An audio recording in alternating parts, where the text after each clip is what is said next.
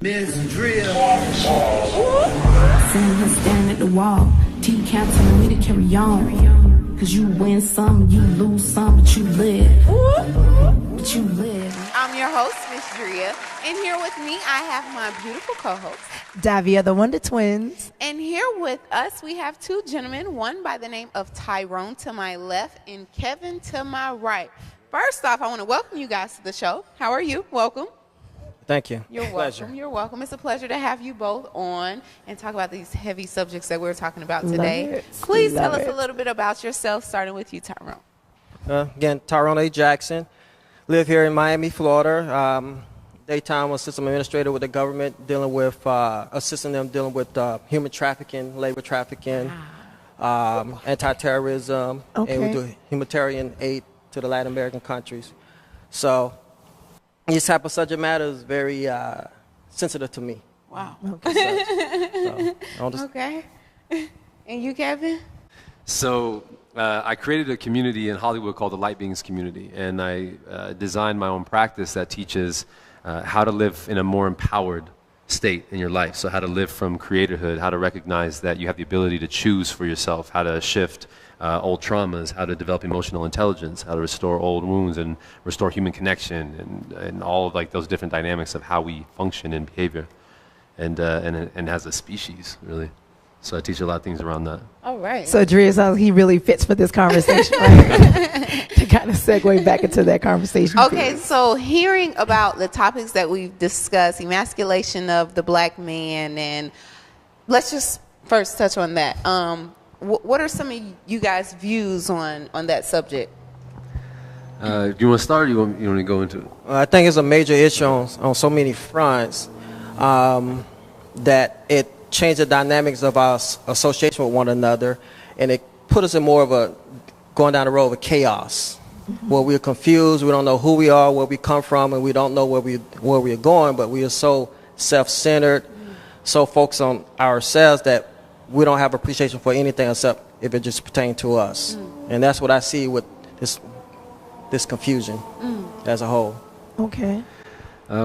What I see in a situation like this, and any situation similar, is the nature of the psyche and how we function as a people. And since a society is just a relationship between people, the way that we relate to ourselves then just magnifies across the board.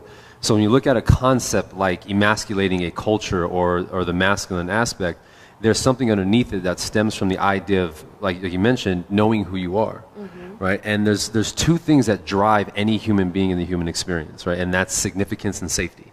Every single person on the planet wants to feel significant and they want to feel safe. That's good. Right? That's what drives them. Now, when you're living from what I call a love perspective, which is that you're significant, you're safe just by the fact you exist, or you were brought up in an environment where you were held in a space to know that you could be more, to know that you matter. You function differently, and you already are significant and safe, so your choices come from a far more grounded, clear space, more conscious, more disciplined, and more purposeful. Right. When you don't feel significant and safe, or you're raised in an environment where everything is, tumultuous or chaotic, you don't have that sense of self, and your entire life becomes dedicated to finding that at all cost. You want to feel significant, you want to feel safe, you will find anything outside of yourself to do it. So when that happens, your whole life is always finding that outside of yourself, and so you're much more easily susceptible to that. And then when you think of hip-hop, how it started, right?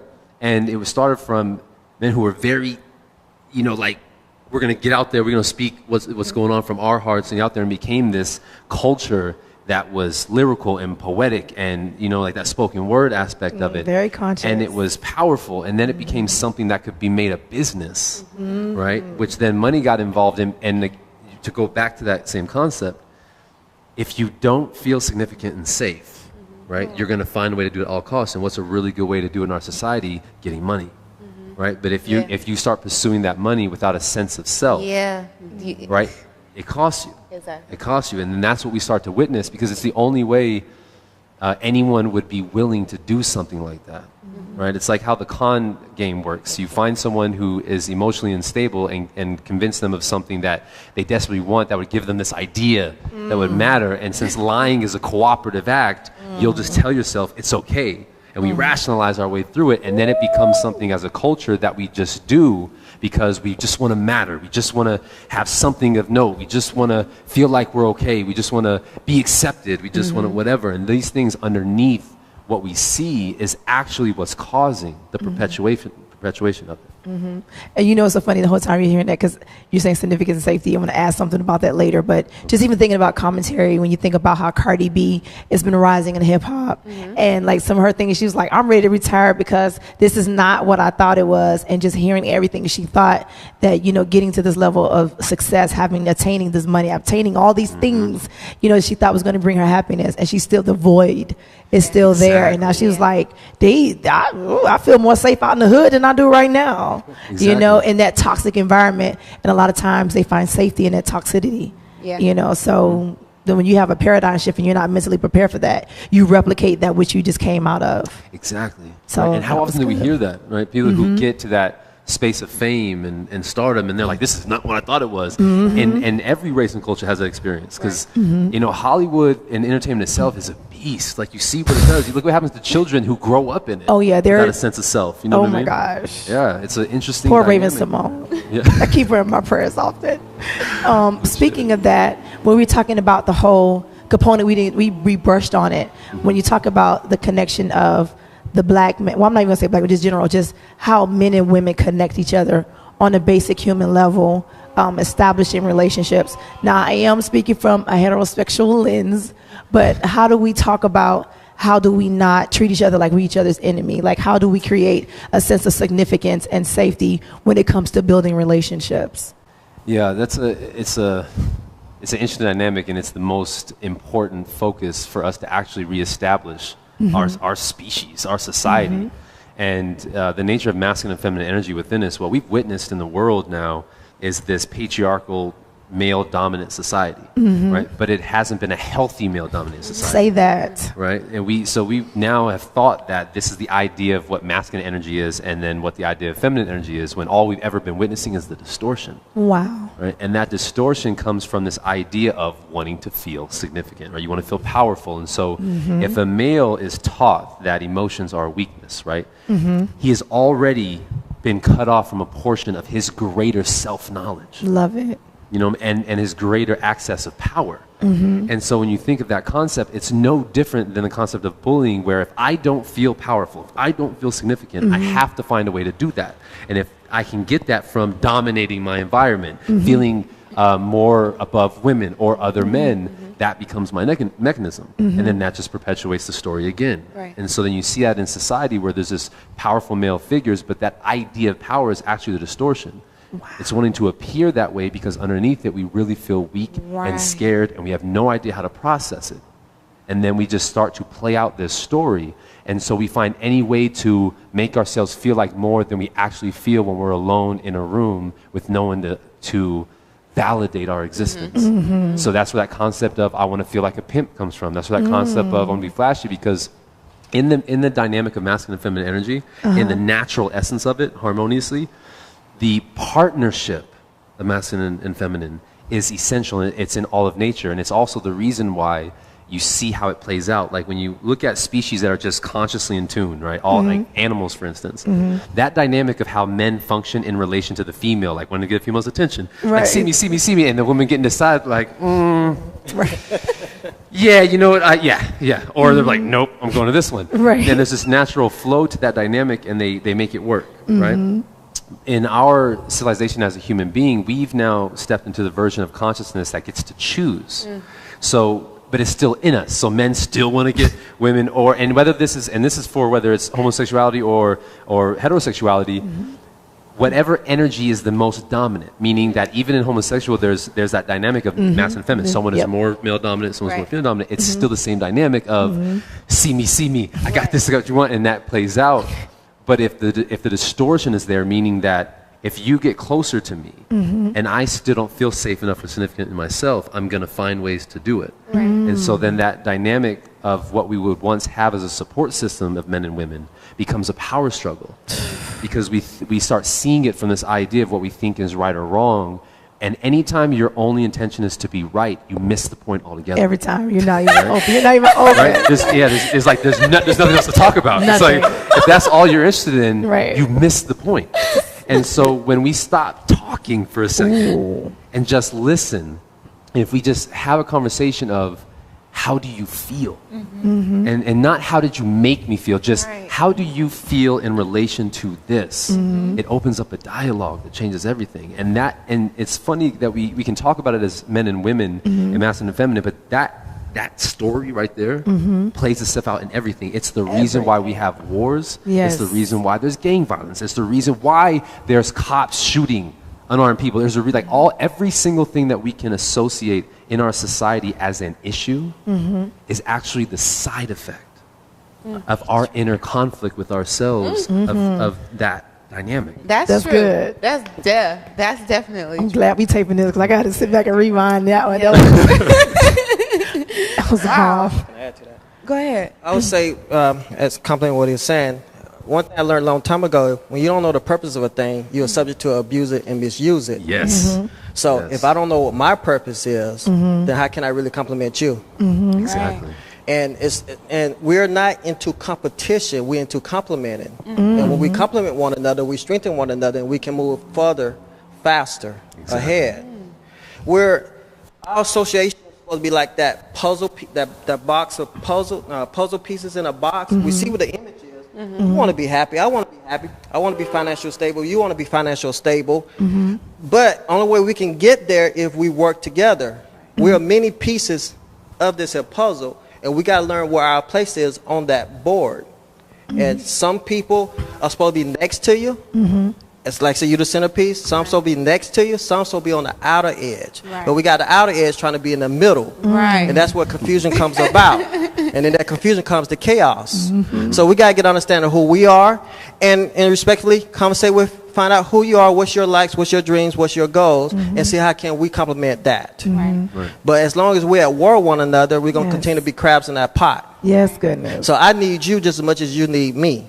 So how can we work this out together so we can get to that final destination? I am, therefore you are. I love Can I it. add something on that? Yes, Unless sure. you guys want Yeah, to. no, you Because guys I love go what you ahead. shared. That's important. And the way what I teach in my practice, and especially when it comes to relationships, is and like business or any group organization to work cohesively, it's solutions-based thinking. And when you start getting into the idea of uncovering the most important stage of our next human evolution is actually our ability to feel Yes. freely.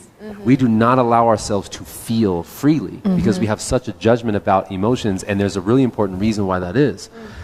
When you date back to the nature of any civilization, right? We can go 10,000 BC if we want to, but in this all leading up to here, if we've never taken time to understand how we feel in relation to anything, right? There's one rule that exists in emotional intelligence. That's if I know how to feel what I'm feeling and process it, I will always take responsibility for it. Accountability. If I don't know how to do that, I have to blame something else for how I feel because the energy has to go somewhere.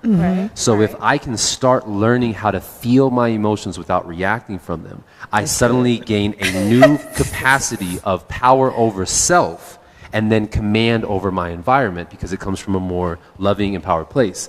And if all of us were able to feel more, every one of us would have a conversation rather than a fight. This is so true. And you're getting it for free on the Miss Dria show. Right now. Legit. Get your Legit. life Hey, pay together attention to this. We now. dropping those today. You're getting your life on tonight on the Miss Dria Wow. show for free. How do we get people to see what it is that we're talking about right now? To you know what I'm That's a saying? good question. Because there are people. I'm one of those people who I'm aware of the things that you're talking about and how we work together as people and psychology and stuff like that. Right. So how do we get others on our level who are not who we feel? The first step of all of this, and it's the most critical thing, and it's the thing we overlook the most.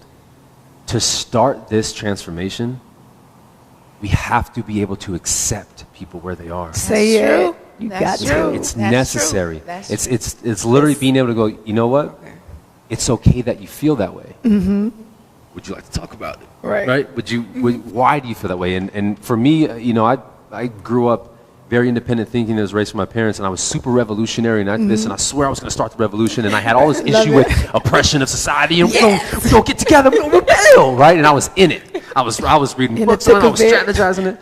And then when I had these breakthroughs of awakening in spiritual, I realized the truth of it, and it was, and that quote that Albert Einstein says is so clear, that no problem can be solved at the level of consciousness that created it, right? And when we hear the statement of that love is the answer, it truly is, because all love is the acceptance of everything. Love is the awareness that it's okay to be and say anything, but uncover why, because there's something else underneath it. Right? And there's somewhere else we can go. So if we start first acknowledging that it's okay that people feel a certain way, right? Because when you think about what the conflicts we have in the world, it's everyone feels the exact same way. They just think the other person's wrong for feeling that way. That's it. Right. And we're so stuck on what we think we have to do or what we should do that we don't ever just be for a second. Like, this person's angry. They don't know how to deal with their anger. Right. I met a dude that he hated black people for decades, right? And he was swastika up and he was all in this stuff. And at this point, I got into a place in myself where I was way more at peace with who I was. So I was able to hold space for him and listen. And we just had a conversation. And at first, he was just super heated and he was like throwing dialogue. And if it was me years ago, we probably would have been fighting. But since I was in a space, I just looked at him and I was like, what's hurting him so much that he thinks this is his best course of action? And so when I just listened to him and accepted him as he was, by the end of our conversation, we were hugging like brothers. And what uncovered was he had this girl that for the first time he felt all this love for, and he was vulnerable. And that's a scary thing for guys when we think that's a a weak thing. But it turns out to be a source of our greatest strength. That's a whole nother topic of discussion. That's so good stuff. We need to bring you when back. he was in that space, he was like, oh yeah. And then this girl left him for a black athlete. So then suddenly it was like, oh, the black That people and the penis athletes envy. and all this. No, And it was like, black penis and it just, envy. and That's then what with it no one was. there Just to keeping it offer him real. guidance on how to deal with his emotional anguish, it just exacerbated, because then he felt, so then think of that concept. He not only felt like heartbroken, he felt emasculated. He felt less than as a culture, right? And he never dealt with his emotions. So then he kept finding other ways to mask it. And when we attempt to avoid something by using something else, it never masks it. It just makes it louder because it isn't being addressed. And so it just perpetuated. Then suddenly he didn't feel like he belonged where he was because he was so angry. No one bothered him. But you know who accepted that anger? Another group that was angry. And then suddenly he felt more of a brotherhood, and he felt bonded, like, oh, I'm accepted here. People that share my rage. And then we had a conversation, and finally someone that could relate to him without feeling so angry about it opened his world up to let go of his anger. And our ability to accept each other enough to provide those opportunities, one person at a time, that will lead to a critical mass. That will lead to a process. You know what I mean? And that can change everything, because I even know different friends who've been in the military in different countries and fought in the same wars against each other. And hearing their sides, they all feel the same way. Right. It's everyone always mind-blowing, feels the same right? way. It's so crazy. Like this whole system of structure is so laughable, but when we start realizing it's just people in this, it changes the game. Suddenly there's no longer this massive, monstrous power that dominates human beings. It's just human beings who haven't learned how to think consciously yet. Oh, that's good. Now, the whole time I'm sitting here, right? So I'm sitting here thinking about Brother Tyrese and how the clap back for him. And, literally I was being there. My whole thing is like he's crying out. So that's my always first thing of sitting with people and being there where they are. And I thought that how people responded to him, what should have been the right way. It could have been a better way, a more healthier way. But a lot of people have just been really dogging him out and really just not embracing him. Whether he is attention seeking, he's asking for help. Exactly. He's crying out for help. So how do we, as a culture, as a society, people feel like, oh, this celebrity, you got money, you have access. No, it doesn't change. Exactly. At all. It gives you more options because you got more money. But if you're not dealing with the core of who you are, the thing spills out. You're bleeding before the people. So I would just think about them like, man, y'all need to hear that. So if you're watching, y'all need to embrace this, and y'all need to start clapping back at Tyrese. Okay. Oh man. I'm just thinking about Tyrese. 'Cause, I'm really, my heart goes out to the brother. Like, Absolutely. I'm just like, dang, bro, you had a bad week and a half. Yeah. Yeah, Go ahead. yeah, we have challenged with that picture frame. The view, your perception determines your reception. So when you're inside the picture frame or inside that situation, your perception, your view is totally different than somebody on the outside. Unfortunately, those on the outside, not having that struggle, they have a whole different mindset of how you supposed to handle that situation instead of thinking about how are you thinking. Right. So we do a lot of, one of our biggest problems is we don't know how to debate properly. We cuss at you, or we think that we win this subject matter by being the loudest. When actually the essence of good debating is asking how you feel, get understanding why you think the way you think. Then when I'm looking from your perspective, I have a better way, since I've been on this other side and I know how good it is over here. Now I come on your side, I can guide you out of that situation. Okay. But we're so quick to throw rocks, not understanding that we can be in that same situation one day. Oh yeah. And so yeah, it really comes down proper communication and first getting understanding why do they think that way? How did they get that way? And how can I help them out of that way? Because one day I might be there.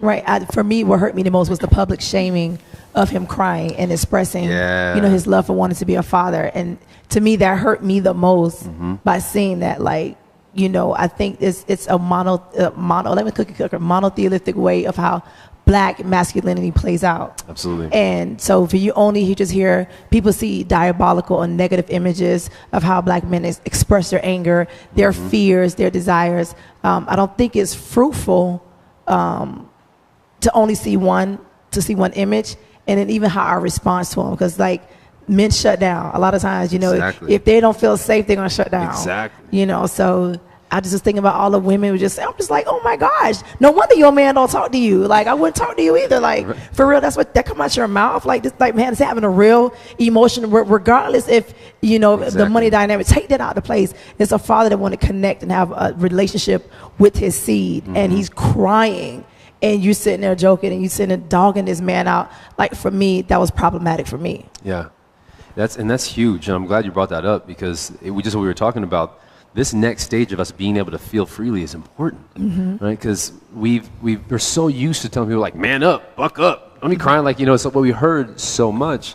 And that's why we're so unhealthy and distorted, right? Because think of all the ways we find ways to mask dealing with our emotions. And so when someone's having that moment, we're in this culture now where the internet's the internet, and it has become a widespread impactful machine. Oh yeah. Right. And there's a lot of funny stuff on it, and there's a lot of super distorted, things on it too. But it's really become this dominant factor in things, and we're so used to wanting to crack jokes and make fun, because that is another way of us to, mask our emotions and deflect things. And so we don't take into consideration human beings and how they feel. Like, even the people that we attack, especially when it's celebrities, and you mentioned this, we think because people are celebrities are out there that their life is okay, that they don't have issues. And it's such a funny concept, because money doesn't restore emotional intelligence. You know what I mean? Like, yes, money is awesome. It's a dynamic in our life. It gives us opportunities, and there's a way to live it in a healthy state. But your emotions and how you process that, how you relate yourself to other people, makes all the difference in a world. And you see that because people who have a lot of money, you see when they're unhappy. Oh yeah. Right. And that's what I love. Like Jim Carrey's cool. What Jim Carrey's doing right now in life is awesome. Where that quote he had when he said, "I wish people could have everything they ever desire, so they can realize it isn't the answer." Yeah. I just want to. You know what I mean? This is it's on my mind right now, because you were talking about Tyrese, and we're talking about feminization of the black man, and I don't think that the people who has something to say as far as him getting on there and making the video. I don't think it was like I'm making fun. I'm coming down on you. It's tough love to say, look at you right now putting this out here like this, crying. You know what I'm saying? I feel your pain. I know you're hurting. I can imagine, you know what I'm saying, whether I'm going through it or not. It's a lot of people who are going through it. It's a lot of people who don't know what it looks like. But you cannot get on there and you cry like this, and I get it, but then you come off as weak to me. Because you are, at the end of the day, you're a figure, you're a public figure. And me as a regular person, you know, all these people, they're looking at you to, regardless of what people think. At the end of the day, you are human, but people look at you differently, okay? And when we're talking about being strong and being a man, and it's so much that you have to endure, man, woman, whatever, but being a man, and you're going through this battle, to me, and from what I understood from, you know, certain comedians, whether they made a joke out of it or what, you cannot come off as weak. I don't care if you're on your last leg. Do not let anyone know that you are on your last leg. I think that was like, I mean, because at that point, when you get on there crying like that, you feminizing yourself. I'm like, are you kidding me right now? I heard it over the phone before I even knew that it was posted. And I'm like, oh, turn it off. I can't hear him crying like that, you know, because it's like, it's painful. It's painful. And it's not a joke. And I hear people are laughing, but it's painful to hear him wailing out like that. You are a man, a grown man. I'm not saying you can't hurt. I'm just saying. So what do you think happens? Right, so what do you think know what I'm happens saying? when a person internalize all their human emotions? Don't internalize it. That's not what I'm telling you to Okay. do either. I'm just telling you to pick and choose your battles. It's a way to deal with everything. You know, I don't have to go out and yell in the middle of the highway for my message to get heard, is what I'm saying. So his level of transparency and him using his platform to bring awareness to his situation, you feel like it was misguided, I misused? feel like it was done totally Okay. wrong. Okay. You could have addressed so much to the situation that you're going through. It's how many black men are going through something, you know what I'm Quite saying? a Whether few. they did something to the child, the mother, or not. Right. How many black men are going through the same situation? Black men, white men, I don't care what kind of Right. man. How many men are going through the same thing? You could have brought awareness to a totally Different, you know, a right, bigger right. situation, your situation in a bigger a matter that is bigger than you. But no, you try to bring awareness to just you. You know what I'm saying? You could have capitalized off of I don't know. Do you feel like he was his approach to it was more about just getting attention for him rather than actually behavior. I feel like it was sincere, and I feel like to a certain extent, because there's nothing in me that's gonna, and I'm a woman, and I'm not gonna, you know, I'm not gonna film myself crying for one, because how sad am I? You know what I'm saying? I'm seriously. I don't want you to know that if I was crying before I got here in my car, I would not come here and let you see that my eyes are red. You know what I'm saying? I don't want you to know that, because then I'm appearing weak. And if I'm weak, that means I'm at my weakest point, right? I'm showing you. I don't even care what happened right now, girl. I have another perspective. Me too. I would say there's. I think we share the same perspective. I would say there's people you're supposed to trust to show your weaknesses too. But when you put yourself out like that, then you're subject to receive whatever they desire to return back to you, and that might not be good for you. Totally. When so, I say you, it's like, you know what I'm saying? But that's just me, though. Right. I'm really like that. I wouldn't really want you to know if I was crying. I don't care how close we are, because it's just me. So if I could look at me like that, and I know how sensitive I am, and I see this grown man right here, sir. But see, with that, I get it. It's too much estrogen. But just, you know, you have to know who you can confide in, because everybody is not your friend, and that's what you got. That's what you got. Or that's what you feel like you got. But the people who I feel like are making videos, they being real with you. One thing, whether you like it or not, they telling you, you know what I'm saying? Don't do that. And whether you like how they saying it, hey, it is what it is. You know, it's tough love, but somebody got to tell you, be careful. I personally would have went out like that. I would have articulate my challenge, because I want to. You know, I'm having this problem, but I know I could feel better if I'm giving out information to help another person. Right. So hey, I'm telling you, don't fall into the same hellhole as I did. Let me give you some advice so you cannot fall into this ditch. Like use it more purposefully. Yeah. So, but what if tears come out and you conveying that, like you've that? It's fine. It's fine. The tears come out, but let the tears have a purpose. Okay. That everyone that listens to it, they say, you know, just asking. he was sincere. He was deep about it. And he gave me an answer and saying that I'm not the only man suffering these kind of challenges. There's a lot of men across the board here who's not being vocal. So I want to be vocal on their behalf, but I want you to know I'm a man, but I do have feelings too. Right. And I do have emotions, and sometimes it's a challenge to put in the right place. Right. But there's men out there with these challenges, they having to bottle in, and sometimes because they bottled in too long, they become abusive with it. Right. So we need to learn how to let the steam out properly. As part of it's a psychological thing, part of it's a diet. There's so many aspects that affect us in our relationships, and physical, mentally, all of that. And we got to learn how to be knowledgeable in those categories and balance it properly. Because that shame and guilt piece, when it comes to being a part, it comes abuse. You know, I've seen situations where, like, I've always been that kind of girl. Thank God, that's my gift. You know, that being in spaces with men, they feel safe enough to, you know, share, you know, and have expressed emotions. But I've seen it with some men, because they never had the outlet, and because it's told that, you know, you a punk, you ain't a girl, that when they have felt safe enough with their partner, and then they start resenting them because now they feel like, oh, she think I'm soft from this and this and that. And she don't think I'm a man, and he always trying to overcompensate. You know, him being a man, this macho, and all of a sudden now he beating her to the head to the white meat, because he has to feel like that's the only way to show that he's a man, because of the fact I saw you, you know, I looked at you, you made it look at me differently because I cried and I couldn't stop crying. I couldn't know why I couldn't stop crying. And now you saw me crying. Now I got to make sure you know that I'm a man.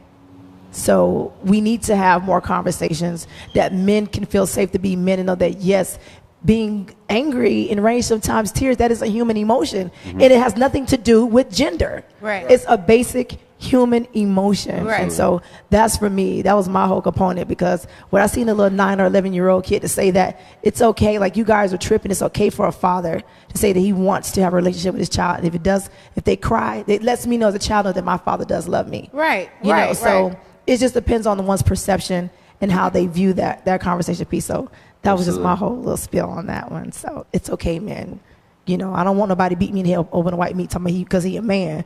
No, let's have a conversation. You a man. We know you a man. You look like a man. You know what I'm saying? Like, I know that you are. Yeah, I know that you're a man. You know, so. Well, you know, and with that, and what you're sharing, it's interesting perspective to hear, because I'm so familiar with that perspective. You know, and most of my life it was that mentality for me.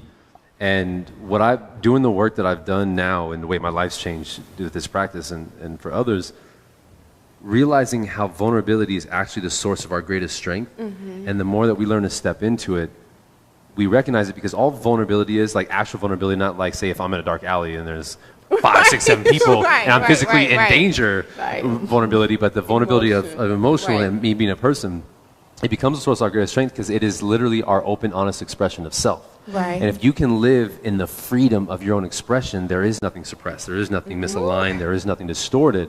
And then in that same context, there's nothing anyone can use against you. And that changes everything. Because think of all the, like, higher powers that when something came out, it was like tabloids and all these things, and then they're like, they want to retract their steps. Oh, well, I just, you know, whatever. But if they accepted themselves enough and were vulnerable enough, they just, like anyone else, they would get up there and they'd be like, and then you did this, and they'd be like, yeah. And then leave it at that, right? Exactly. They'd be like, yeah. And then everyone would be like, okay. You know, what are you going to say? Clearly, I don't think that took place in this situation, because he came back and did some other video that was kind of trying to change the view.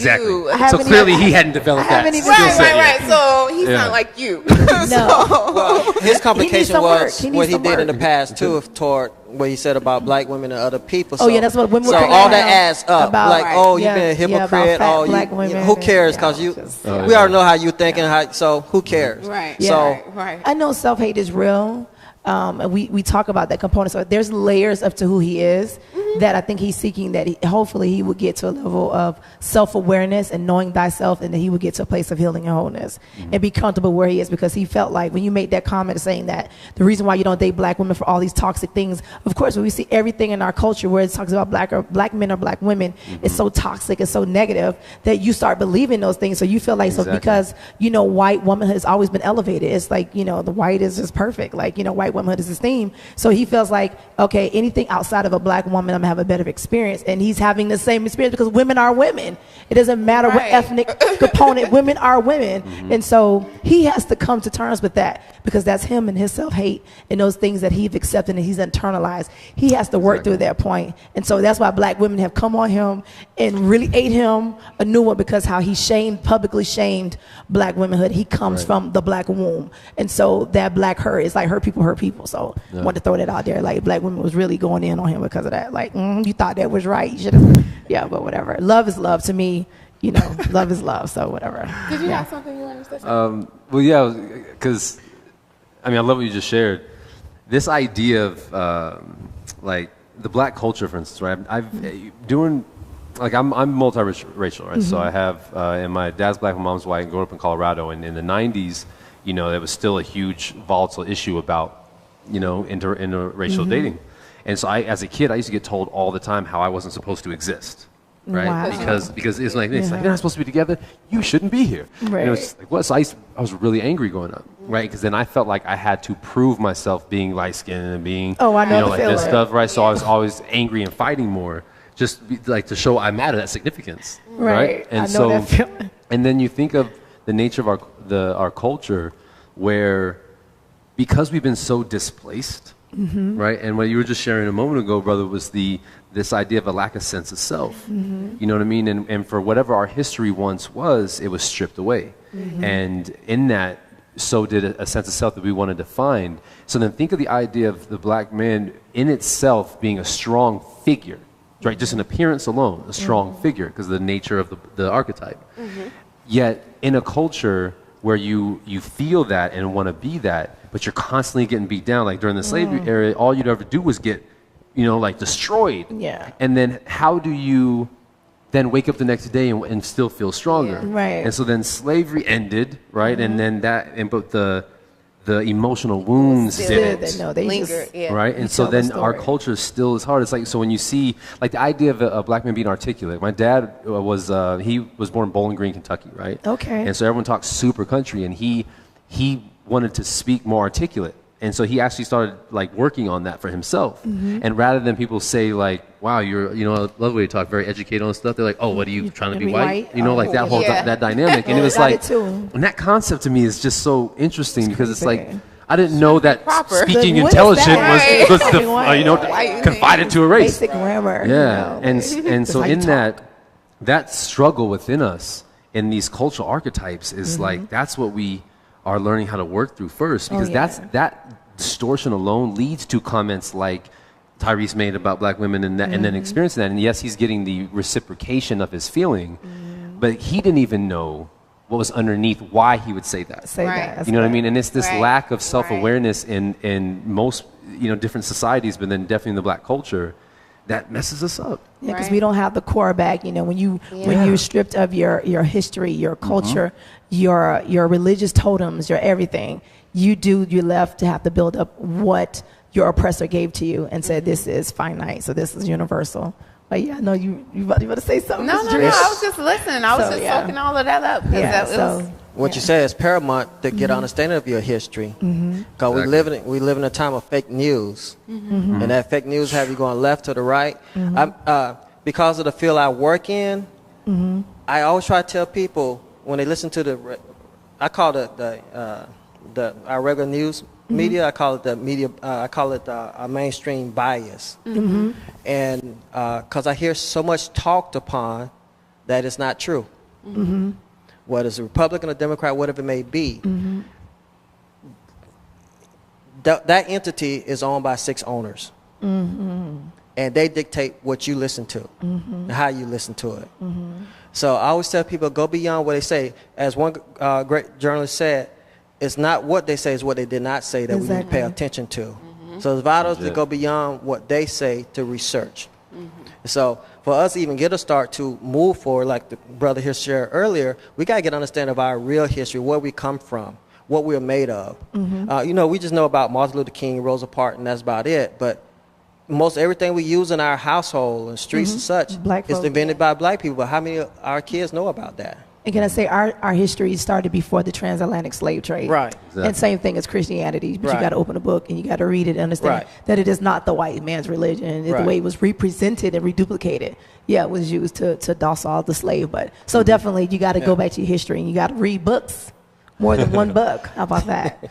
To Right. expand our base and knowing that the totality of who we are as a people, as a human race. Correct. Yeah. Correct. So. Shit. Well, guys, I would like to thank you for joining us in this heavy discussion that we had tonight. But I think we got a lot, as far as information and thoughts and our views. I think we put that out there. I would like to thank all of the guests who came. Oh yeah, out. we had some phenomenal guests today. and the verbiage that was just laid knowledge out and on the like, table. It was bam. excellent. I'd like to thank all of the viewers for watching tonight. I'd like to thank the entire Universe Miami Network platform for allowing us to be here. I would like to thank my Model Gang family.